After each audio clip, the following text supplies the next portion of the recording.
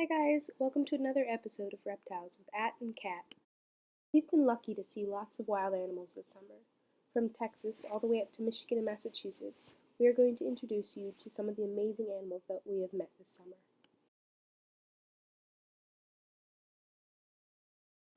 This cute little guy is the Gulf Coast toad. We found him chilling by the pool waiting for his daiquiri. Texas is home to lots of amphibians. When it rains, you can hear them come out in force. While toads and frogs can swim, they do not belong in pools. They absorb water through their skin, so they will absorb the chlorine in your pool and get sick. If you find a frog or toad in your pool, please take it out. After I shot this video, I moved the toad to a safer area with standing water nearby so it could feast on all of the mosquitoes, because I sure as hell don't want them near me. This is a Mexican free-tailed bat. I opened the umbrella to find this cutie sleeping there. She probably feeds at night on the bugs that are attracted to this stagnant water, but when I opened up the umbrella, I woke her up. Bats are super cute, but they are rabies vectors. Bats, raccoons, skunks, and foxes are some of the rabies vectors in the U.S. If you are scratched or bit by a rabies vector, the state has to kill it to see if it's carrying the rabies virus. I do not suggest ever handling any type of rabies vector. She eventually left on her own accord to find a nice dark place to sleep the rest of the day away in.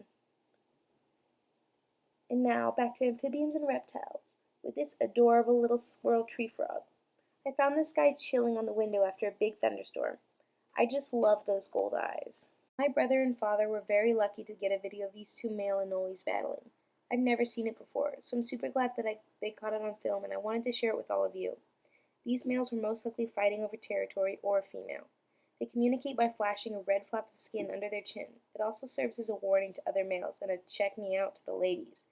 The victorious male basically strangled the loser into submission, but he didn't kill him. He just showed off his strength by dangling him for any female viewers to admire.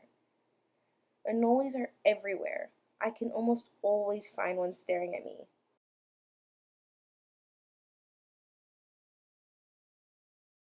Adelie found some super cute critters this summer, including this aquatic snail.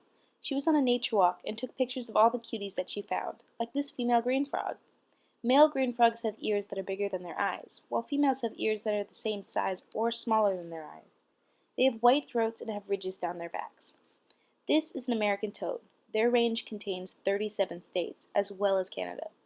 It's a good idea to wear gloves if you're going to handle wild animals. Some toads excrete a toxin through their skin that can be harmful to people. They are a variety of shades of brown and blend in well with their surroundings. Wood frogs and spring peepers are the earliest rising frogs and have a chemical in their body that works like antifreeze. You can tell a spring peeper by the X on their back. Spotted salamanders rarely leave their underground burrows that can be up to 1.3 meters deep.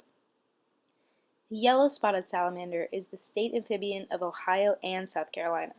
I guess they weren't creative enough. Blue spotted salamander tails are 40% of their body length.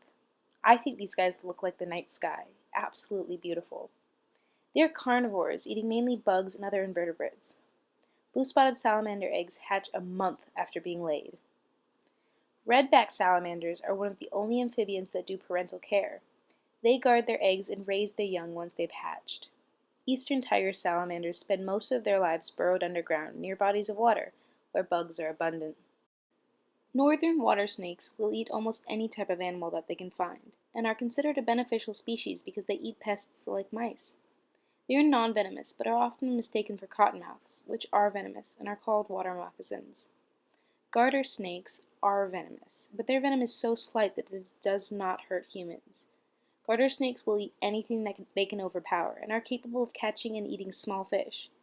They live almost anywhere from Central America to Canada. Cold climate garter snakes will travel long distances in order to participate in a communal hibernation during winter. They are beautiful animals and usually live around 10 years.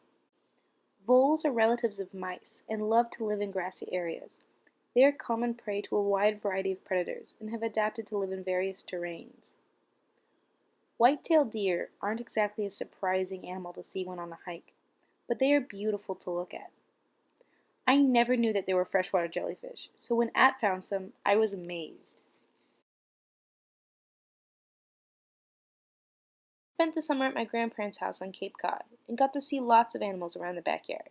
These are eastern cottontail rabbits, and they are absolutely everywhere. I was extremely surprised to see this Virginia possum out so early in the evening. I didn't get too close in case he was sick. Opossums are another rabies vector, and you can never be too careful with opossums. They don't always play dead as a defense mechanism. My aunt found this gorgeous painted turtle trying to cross the driveway as she was pulling in, so we helped it across in the direction it was headed. If you ever see a turtle trying to cross the road, always move it in the direction it was headed, or it'll just turn around and try to cross the road again. We found some white-footed mice nesting in the vacuum, so I opened it up to see how old they were, to see if they needed the whole nest to be moved, but they were old enough to just go right into the wild. 2 of the 3 babies took off as soon as I started opening it, but the third needed some extra help. Mice get a bad rep, but they are super cute. They are one of the biggest tick carriers, though, so be careful if you run across any. They are beautiful animals that are usually just considered pests, but they hold an important place in the food chain. Not only are they vital prey to various predators, but they help keep the insect populations in check by including them in their diet. And now, the most dangerous animal that you will ever encounter, the domestic calico cat! Daisy conquers all.